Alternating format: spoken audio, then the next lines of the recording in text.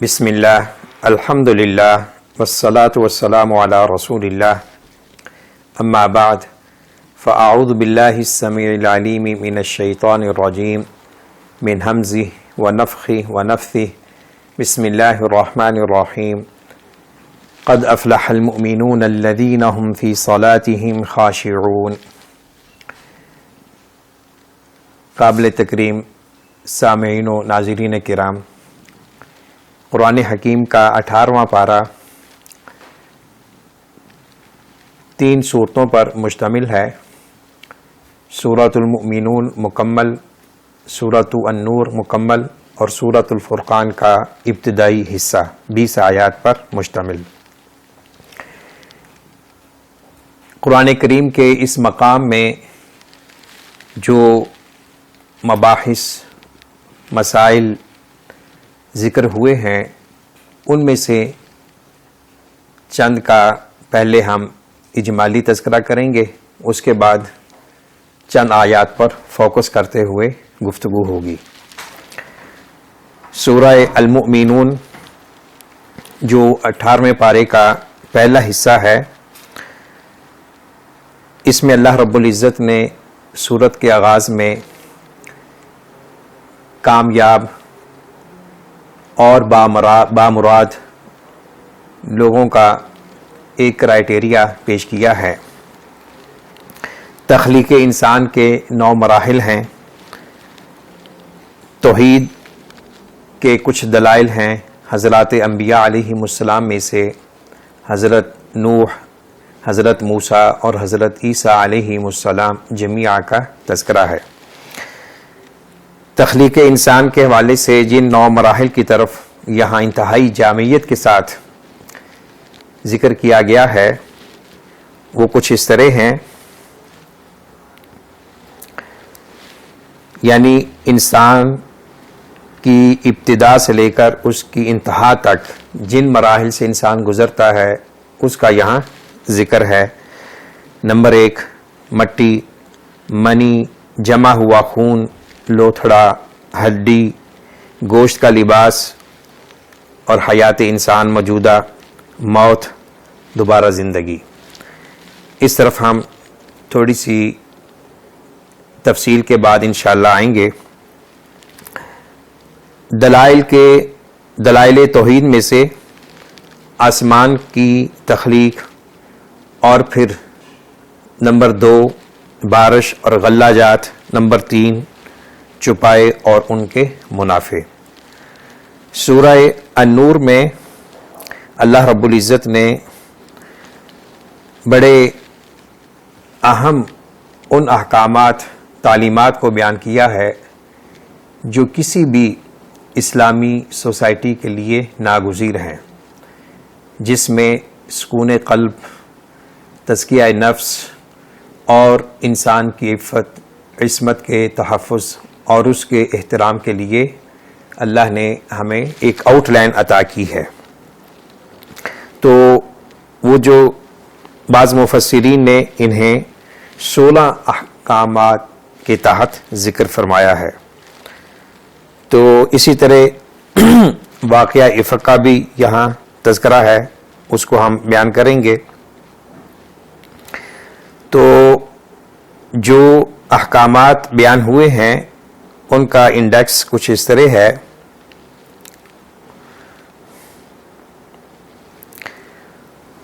زانی مرد اور زانیہ عورت، ان دونوں کی سزا کا یہاں ذکر ہے۔ بدکار مرد یا عورت کو نکاح کے لیے پسند کرنا مسلمانوں پر حرام ہے۔ اسی طرح حد قذف کا بیان ہے اور لعان کا ذکر ہے۔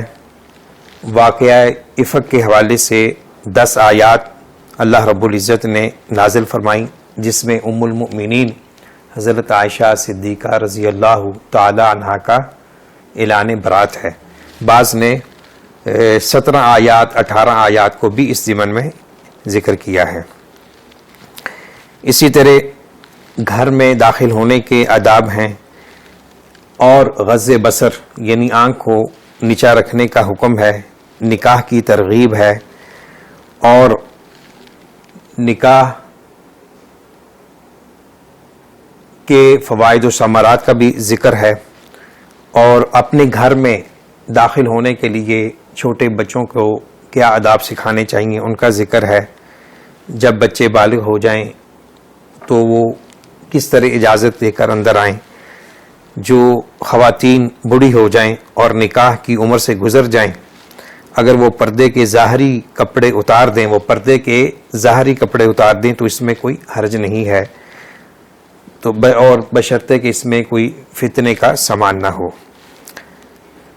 گھر میں داخل ہو کر گھر والوں کو سلام کہنے کا ذکر ہے، اجازت کے بغیر اجتماعی مجلس سے نہ اٹھیں، اور اسی طرح چند ان صفات کا تذکرہ ہے جو مومن، مخلص مومن کے لیے ضروری ہیں، اور اسی طرح منافقین کی چند علامات کا ذکر ہے، اور اہل ایمان سے وعدہ خلافت کا بھی ذکر ہے۔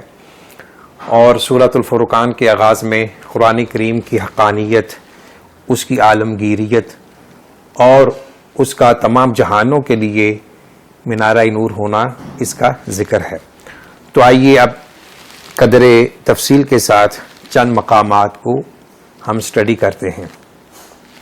سورۃ المؤمنون کی جو پہلی 10 آیات ہیں، 10 یا 11، یہ کسی بھی انسان کے لیے عموماً اور اہل ایمان کے لیے خصوصاً فوز و فلاح کا ایک کرائٹیریا ہے، ایک نصاب ہے، سلیبس ہے۔ ان آیات کی تفسیر میں یہ واقعہ بیان ہوتا ہے کہ ام المؤمنین حضرت عائشہ صدیقہ رضی اللہ تعالی عنہا سے سوال کیا گیا کہ آپ صلی اللہ علیہ وسلم کا اخلاق کیا تھا، تو آپ نے فرمایا کہ کان خلقہ القرآن، کہ آپ کا اخلاق قرآن کریم تھا۔ اس جملے تک یہ حدیث صحیح مسلم میں موجود ہے، اور بھی کتب احادیث میں ہے، اور دیگر چند احادیث میں اس کی مزید تفصیل کچھ اس طرح ہے کہ حضرت عائشہ رضی اللہ تعالی عنہا نے سائل سے پوچھا بطور ترغیب اور بطور تشویق کے، کیا تم نے سورۃ المؤمنون کی تلاوت نہیں کی؟ تو پھر آپ نے ابتدائی 10 آیات کی تلاوت فرمائی اور کہا کہ یہ اللہ کے رسول صلی اللہ علیہ وسلم کا اخلاق تھا۔ اخلاق، خلق، انسان کا وہ پیدائشی فطرتی رویہ، عادت جس پر وہ جم جاتا ہے، اور بغیر کسی مشقت اور تکلف کے وہ رویے اس کی زبان سے، اس کی گفتار اور کردار سے ظاہر ہوتے ہیں، اسے خلق کہا جاتا ہے۔ تو گویا کہ جس انسان کا خلق، کردار ان آیات کے مطابق ہے، وہ انسان کامیاب ہے۔ کتاب و سنت میں جو فلاح و سعادت کا تصور ہے وہ یہ ہے کہ جو انسان اس انداز میں دنیا گزارے کہ اللہ اس سے خوش ہو، اس کا خالق مالک اس سے راضی ہو، اور خاتمہ بالایمان کے بعد اسے جنت میں داخل ہونے کی بشارت مل جائے، سرٹیفکیٹ مل جائے، وہ کامیاب ہے۔ فَمَنْ زُحْزِحَ عَنِ النَّارِ وَأُدْخِلَ الْجَنَّةَ فَقَدْ فَازَ۔ اور جو لوگوں کی عقلوں کے مطابق کامیابی ہے، مادیت کے حوالے سے، دنیا پرستی کے حوالے سے، اسے قرآن نے حقیقی کامیابی قرار نہیں دیا۔ حقیقی کامیابی وہی ہے جس میں ایمان، عمل صالح کی فراوانی ہو، جس میں خلوص ہو، وفا ہو، للہیت ہو، اور اللہ اور اس کے مخلوق کے حقوق ادا کیے جا رہے ہوں۔ اور باقی جو دنیا کی نعمتیں ہیں، یہ ایک ظاہری نمائش ہے اور ظاہری نعمتیں ہیں۔ اگر ان نعمتوں میں ایمان کی چاشنی حلاوت نہیں ہے تو ایسی نعمتوں کا کوئی فائدہ نہیں ہے۔ تو تقریباً یہ نقطۂ نظر تینوں صورتوں کا ایک مرکزی موضوع بھی ہے۔ اللہ رب العزت نے قریش مکہ کو متنبہ کیا ہے مختلف انداز میں کہ دیکھو تم جسے کامیابی سمجھ رہے ہو اور تم جسے معیار ترقی سمجھ رہے ہو وہ تمہاری اپنی سوچ ہے. جو حقیقی کامیابی ہے وہ یہ ہے قد افلح المؤمنون، یقیناً قد بطور تاکید تحقیق کہ مومن کامیاب ہو گئے. افلح، فلاح یا فلح، تو اس میں کا معنی ہے لغوی طور پر کسی چیز کو پھاڑنا اور کسی اسٹرگل میں، محنت میں کامیابی حاصل کرنا. تو الفلاح کسان کو کہا جاتا ہے کیونکہ وہ زمین کو شک کرتا ہے، اسے پھاڑتا ہے، اس پہ محنت کرتا ہے، اس کے بعد اللہ تعالیٰ اسے رزق عطا فرماتے ہیں. تو جو انسان کو مشقت، جد و جہد، اسٹرگل کرنے کے بعد پازیٹیو رزلٹ حاصل ہوتا ہے، مثبت چیز اس کے سامنے آتی ہے، اس کے فلاح کہتے ہیں. تو اللہ رب العزت کے ہاں اور بالخصوص ان آیات کی روشنی میں کامیابی کیا ہے، اس کا تعلق انسان کے عقیدے سے بھی ہے اور اس کے عمل سے بھی ہے. المؤمنون، کامیاب ہوگے مومن. مومن جو ایک اللہ کو مانتا ہے، اللہ کے رسول صلی اللہ علیہ وسلم کی نبوت و رسالت کو مانتا ہے اور آپ کے سینہ اطہر پر نازل کردہ شریعت کو فالو کرتا ہے، یہ مومن ہے. مومن ایمان، اس کا تعلق انسان کے دل سے بھی ہے، اس کی زبان سے بھی ہے اور اس کے کردار سے بھی ہے. الایمان قول وعمل یزید بالطاعہ وینقص بالمعصیہ. ایمان جس قدر اس کا اظہار انسان کے عمل سے ہو، اس کے کردار سے ہو، وہ ایمان عروج پہ ہوتا ہے، اور جس قدر صاحب ایمان میں عمل طالع ہوگا، برائی ہوگی، فسق و فجور ہوگا، اسی قدر اس کے ایمان کا پیمانہ نیچے ہوگا. تو اسی لیے محدثین نے یہ اصول بیان کیا ہے کہ اطاعت سے، بندگی سے، اچھے کاموں سے ایمان بڑھتا ہے اور برے کاموں سے، نافرمانی سے ایمان گھٹتا ہے. تو ایمان نام ہے قول و عمل کا. تو اس ایمان کی حقیقت، حیثیت کے باوجود بھی اللہ رب العزت نے اس مقام پر اور بہت سی آیات میں اور اللہ کے رسول صلی اللہ علیہ وسلم نے اپنی بہت سی احادیث میں بہت سے اعمال کو ایمان سے تعبیر کیا ہے. عمل کو ایمان کی نشانی قرار دیا ہے، اس کا عملی مظہر قرار دیا ہے. تو یہاں بھی ایمان کی تفسیر اور تشریح چند آیات میں کی گئی اور 7 صفات میں اہل ایمان کی علامات کو بیان کیا گیا کہ یہ جو اہل ایمان ہیں یہ در حقیقت کامیاب ہیں، اور وہ کامیابی جو جنت الفردوس کے حصول کی صورت میں ہوگی. نمبر 1، اپنی نمازوں میں خشوع پیدا کرتے ہیں، لغو باتوں سے پرہیز کرتے ہیں. لغو ہر وہ بات، ہر وہ کام، ہر وہ قول و عمل جس کے کرنے سے نہ کوئی دین کا فائدہ ہے، نہ کوئی اخلاق کا فائدہ ہے، نہ کوئی دنیاوی مفادات اس میں ہوتے ہیں. اور وہ اپنا تزکیہ نفس کرتے ہیں. دوسری تفسیر کے مطابق وہ زکوٰۃ ادا کرنے والے ہیں. دونوں معنی اس میں شامل ہیں. نمبر 3، اپنی شرمگاہوں کی حفاظت کرتے ہیں. جائز مشروع جو وسائل ہیں جنسی تسکین کے لیے وہ انہیں اختیار کرتے ہیں، وہ ہے نکاح یا اپنی مملوکہ لونڈی سے قربت. اس کے علاوہ اللہ نے فرمایا کہ یہ تجاوز ہوگا، ظلم و زیادتی ہوگی. تو اس سے معلوم ہوتا ہے کہ نفسانی خواہش کی تکمیل کے صرف 2 ذرائع ہیں، نکاح اور مملوکہ غلامی لونڈی سے مجامت. اس کے بعد ہے اپنی امانتوں کی حفاظت کرتے ہیں، وعدوں کی پاسداری کرتے ہیں. امانتیں دینی طور پر ہوں، اخلاقی طور پر ہوں، معاشی طور پر ہوں، کسی بھی طور پر ہوں، اور وعدہ جو ان کا اپنے رب سے ہے، اس کی مخلوق سے ہے، اس کو پورا کرتے ہیں. اور اپنی نمازوں کی حفاظت کرتے ہیں. پہلا تھا نمازوں میں خشوع پیدا کرنا. خشوع کا تعلق باطن سے بھی ہے، ظاہر سے بھی ہے، اور محافظت کے بر وقت سنت کے مطابق 5 اوقات کی نماز ادا کرتے ہیں، اس کی محافظت کرتے ہیں۔ ان 7 صفات کے بعد فرمایا اولئک هم الوارثون، یہی لوگ جنت کے وارث ہوں گے، اور وہ جنت جو کہ فردوس ہے۔ نبی اکرم صلی اللہ علیہ وسلم فرماتے تھے کہ جب اللہ سے جنت مانگو تو فردوس اعلیٰ کا سوال کیا کرو، اللہ ہم سب کو جنت الفردوس عطا فرمائے۔ تو اسی صورت کے آخر میں اللہ نے فرمایا انہ لا یفلح الکافرون، کہ مومن کامیاب ہیں، کافر کامیاب نہیں ہیں۔ تو گویا کہ مثبت اور منفی دونوں انداز میں اہل ایمان کی کامیابی کا ایک نصاب یہاں پیش کر دیا گیا ہے۔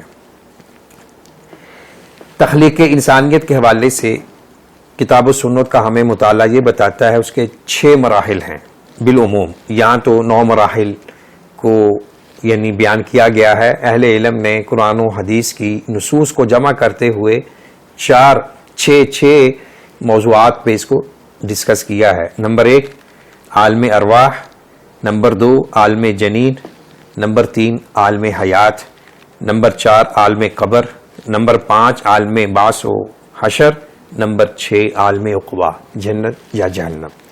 تفصیل میں جانے کا وقت نہیں ہے۔ تو اسی کے بعد اللہ نے دلائل توحید دیے ہیں، کھجور، انگور، زیتون کے باغات کا ذکر ہے، اور بہت سی آیات میں حق کو ٹھکرانے کے جو اسباب بیان ہوئے ہیں ان کا خلاصہ ہم 2 جملوں میں بیان کر سکتے ہیں۔ یہاں بھی کہ اے اہل مکہ، تم اس نبی معظم صلی اللہ علیہ وسلم کی دعوت کو ٹھکرا رہے ہو، وہی اعتراضات پیش کر رہے ہو جو تم سے پہلی قوموں نے کیے ہیں، اور تمہیں پتہ ہے یہ کوئی نئی چیز لے کر نہیں آئے۔ تو وہ 2 بنیادی اسباب کیا ہیں؟ عقیدہ آخرت پر عدم اطمینان، عدم ایمان، اور دنیاوی آسائشوں کی فراوانی، اور اسی کا ایک مظہر ہے تکبر، ہوائے نفس۔ یہ وہ چیزیں ہیں جس سے انسان حق بات کو ٹھکراتا ہے اور وہ غلط فہمی میں، خوش فہمی میں مبتلا ہو جاتا ہے۔ آیت نمبر 51 میں یا ایھا الرسول کلوا من الطیبات واعملوا صالحا، اللہ نے تمام رسولوں کو حکم دیا کہ پاکیزہ حلال چیزیں کھاؤ اور عمل کرو۔ تو طیبات اور عمل صالح لازم و ملزوم ہیں۔ جو عقل حلال کھائے گا اس سے عمل صالح کا اظہار ہوگا، اور جو عمل صالح کا پابند ہوگا وہ حلال پاکیزہ اچھا کھانے کا وہ عادی ہوگا۔ اور اس کے بعد اللہ نے ایک بہت عالمگیر حقیقت کی طرف، بہت بڑی عالمگیر حقیقت کی طرف اشارہ کیا ہے، وَإِنَّ هَٰذِهِ أُمَّتُكُمْ أُمَّةً وَاحِدَةً وَأَنَا رَبُّكُمْ فَاعْبُدُونِ، اور ایک جگہ فرمایا وَأَنَا رَبُّكُمْ فَاتَّقُونِ۔ اس کا لب لباب یہ ہے کہ ساری نوع انسانیت کا حقیقی دین، ملت، عقیدہ ایک ہے، اور وہ ہے توحید، دوسرے الفاظ میں اسلام۔ اس چیز نے دنیا کو 2 بڑے گروہوں میں تقسیم کر دیا۔ ایک وہ جو اس حقیقت کو تسلیم کرتا ہے، اس کو اہل اسلام کہا گیا اور اہل توحید کہا گیا، اور اس کے بعد وہ لوگ جو اس کا انکار کرتے ہیں وہ کافر اور مشرک کہلاتے ہیں۔ اور یہاں اللہ نے یہ بھی بتلایا کہ بہت سے نبیوں کی امتوں نے اپنے دین کو ٹکڑے ٹکڑے کر دیا، اور آج بھی افسوس کے ساتھ کہنا پڑتا ہے کہ اس امت کے لوگوں نے بھی دین کو ٹکڑے ٹکڑے کر کے رکھ دیا ہے۔ جو دین کا اصل ہے اور وہ شریعت جو حقیقی ہے، لوگ اس کو چھوڑ کر دوسری راہوں پہ چل پڑے ہیں، دوسری پگڈنڈیوں پہ چل پڑے ہیں۔ ضرورت اس بات ہی ہے کی ہے اسی دین کو فالو کیا جائے جو وحی پر مشتمل ہے، کتاب و سنت پر مشتمل ہے۔ اس سے وحدت انسانیت کا فلسفہ بھی ہمیں ملے گا انشاءاللہ۔ اور ان الدین عند اللہ الاسلام الیوم اکملت لکم دینکم واتممت علیکم نعمتی ورضیت لکم الاسلام دینا۔ اور ان آیات کی روشنی میں ہم یہی کہہ سکتے ہیں کہ دین اسلام ہی تمام نبیوں کی مشترکہ میراث ہے۔ ادفع باللتی ہی احسن السیئہ، برائی کا جواب اچھائی سے دینے کا حکم دیا گیا ہے۔ احوال قیامت کا ذکر ہے، اہل جنت اور اہل جہنم کا ایک تقابل پیش کیا گیا ہے۔ سورہ نور کے شروع میں اللہ رب العزت نے فرمایا کہ سورۃ انزلناہا وفرغناہا وانزلنا فیہا آیات بینات، ہر صورت اللہ رب العزت کی طرف سے نازل کردہ ہے، لیکن اس صورت میں بیان کردہ مسائل احکام کی اہمیت کے پیش نظر اسے انزلنا کے الفاظ سے تعبیر کیا گیا ہے۔ اور واقعہ افق آیت نمبر 12 سے 36 تک اس کا لب لباب یہ ہے کہ عہد رسالت میں بعض منافقین نے اسلامی سوسائٹی میں رخنہ اندازی اور اختلافات خلفشار پیدا کرنے کے لیے ایک واقعہ کی روشنی میں حضرت عائشہ رضی اللہ تعالی عنہا پر تہمت لگائی علیہ باللہ۔ تو یہ پورا مہینہ پورا آل صدیق بڑے پریشان رہے رضی اللہ تعالی عنہ، نبی کریم صلی اللہ علیہ وسلم بہت پریشان رہے، حضرت عائشہ بڑی پریشان رہیں، اور اس میں چند مسلمان بھی اس پروپوگنڈے کا شکار ہو گئے، اس کا تذکرہ ہے۔ تو یہ آیات حضرت عائشہ رضی اللہ تعالی عنہا کے لیے بالخصوص اور آل صدیق اکبر کے لیے بالعموم ایک بہت بڑا اعزاز ہے اور سٹیٹس ہے کہ قرآن کریم میں ان کی برات کا اعلان ہوا۔ تو انہی آیات کی روشنی میں مفسرین نے بیان کیا ہے کہ بے گناہ معصوم بھولی بالی خواتین کو تہمت لگانا گناہ کبیرہ ہے، اور اللہ رب العزت نے ان کی یہاں سنگینی اور حد قذف بھی بیان کی ہے۔ لعان کا ذکر ہے، اور آیت نمبر 19 میں ان الذین یحبون ان تشیع الفاحشۃ فی الذین آمنوا لهم عذاب علیم فی الدنیا والآخرہ، جو لوگ معاشرے میں فحاشی، بے حیائی، بدکاری کو پھیلانے کی خواہش رکھتے ہیں، پسند کرتے ہیں، ان کے لیے دردناک عذاب ہے دنیا اور آخرت میں۔ یہ آیت ہم سب کے لیے چشم کشا ہے، بالخصوص ان لوگوں کے لیے جو اپنی پالیسیوں کے تحت اور اپنی پلاننگ کے تحت، اپنے منصوبوں کے تحت معاشرے میں بے حیائی اور بدکاری کو فروغ دینے کے لیے مصروف عمل ہیں۔ یہ ان سب کے لیے بہت بڑی وعید ہے، اللہ ہمیں اس سے محفوظ رکھے۔ گھروں میں داخل ہونے کے آداب ہیں، نگاہ نیچی رکھنے کا حکم ہے، خواتین کو بھی اور مردوں کو بھی۔ تو یہ معاشرہ، اسلامی معاشرہ وہی کامیاب ہو سکتا ہے جس میں انسان کی عصمت محفوظ ہو۔ تو اس حفاظت کے لیے ضروری ہے کہ جو ہمارے رہن سہن کے طریقے ہیں، مرد و زن کے میل ملنے کے جو آداب ہیں اسے مد نظر رکھا جائے، حجاب کے احکامات ہیں، زیب و زینت کو چھپانے کے احکامات ہیں، نکاح کا حکم ہے، اور نکاح کے بارے فرمایا کہ فقر افلاس سے مت ڈرو، نکاح کے بعد اللہ تمہیں اپنے فضل سے غنی کر دے گا۔ آیت نمبر 35 میں اللہ نے مثال دی ہے، اور اللہ رب العزت نے اپنے آپ کو نور قرار دیا ہے، یعنی اللہ تعالیٰ نہ ہوتے تو یہ ساری کائنات تاریکی میں ڈوبی ہوتی، یہ آسمان اور زمین یہ سارے اللہ کی نور کے پرتو ہیں، اور اللہ کا اصل حقیقی نور نور ہدایت ہے کتاب و سنت کی روشنی میں۔ اور منافقین کو تنبیہ کی گئی ہے کہ یاد رکھو یہ تمہارا جو رویہ ہے کہ جب جی میں آیا بات کو مان لیا، جب جی میں آیا نہ مانا، یہ منافقت ہے، مداہنت ہے۔ اسلام مکمل دین کا نام ہے، تمہاری زبان تمہارے عمل کی گواہی دے اور تمہارا کردار تمہارے زبان کے مطابق ہو، یہ منافقین سے طلب کیا گیا ہے۔ اہل ایمان سے خلافت فی الارض کا حکم کا وعدہ کیا گیا ہے، لیکن شرط ہے ایمان، اقامت صلاۃ اور زکوٰۃ کی ادائیگی، یہ تین بنیادی اہم شرطیں، اور اس کے آگے پیچھے اللہ اور اس کے رسول کی اطاعت تمام معاملات میں۔ جب مسلمان اجتماعی طور پر اس فلسفہ حیات کے مطابق اپنی زندگیوں کو گزاریں گے تو پھر اللہ کا وعدہ بھی پورا ہوگا۔ اسی طرح اللہ رب العزت میں اسی صورت کے آخر میں جو گھر میں داخل ہونے کے آداب ہیں اس کا ذکر کیا ہے۔ سورۃ الفرقان مکیہ ہے، 73 آیات ہیں، 6 رکوع ہیں، 20 آیات 18ویں پارے کا حصہ ہیں۔ تو اس کی پہلی جو آیت ہے تبارک الذی نزل الفرقان علی عبدہ لیکون للعالمین نذیرا، اس میں اللہ رب العزت نے قرآن کریم کی حقانیت، صداقت کو بیان کیا ہے اور اس کی حیثیت کو کہ یہ تمام جہانوں کے لیے ہے۔ جس طرح اللہ رب العزت کی ربوبیت ساری کائنات کے لیے ہے، نبی اکرم صلی اللہ علیہ وسلم کی نبوت و رسالت تمام جہانوں کے لیے ہے، وَمَا أَرْسَلْنَاكَ إِلَّا رَحْمَةً لِّلْعَالَمِينَ۔ اسی طرح قرآن کریم کی تعلیمات، قرآن کریم کا میسج تمام جہانوں کے لیے ہے۔ اور پھر اللہ نے ان مشرکین مکہ کے اعتراضات کا جواب دیا ہے جو قرآن کریم کے بارے اور اللہ کے رسول صلی اللہ علیہ وسلم کے بارے کرتے تھے کہ یہ اعتراضات بلا وجہ ہیں، سطحی قسم کے ہیں اور ان کی کوئی بنیاد نہیں ہے۔ یاد رکھو یہ قرآن کریم اللہ رب العزت کی وحی کا آخری ایڈیشن ہے، یہ اسی وحی پر مشتمل ہے جو اس سے پہلے اللہ نے نبیوں پر اتاری ہے۔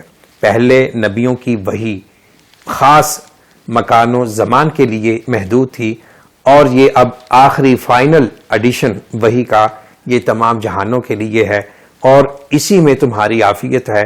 اس قرآن حکیم کو تم اپنے دلوں کا نور بناؤ اور تم اپنی آنکھوں کا سرور بناؤ، اس کے مطابق زندگی گزارو تو دین و دنیا کی کامیابیاں تمہارا مقدر ٹھہریں گی۔ اللہ رب العزت سے دعا ہے اللہ تعالی ہمیشہ ہمارے دلوں کو قرآن و سنت سے منور فرمائے، اللہ تعالی ہماری کوتاہیوں سے درگزر فرمائے، اللہ تعالی ہمیں عفت عصمت والی زندگی عطا فرمائے۔ وآخر دعوانا ان الحمد للہ رب العالمین۔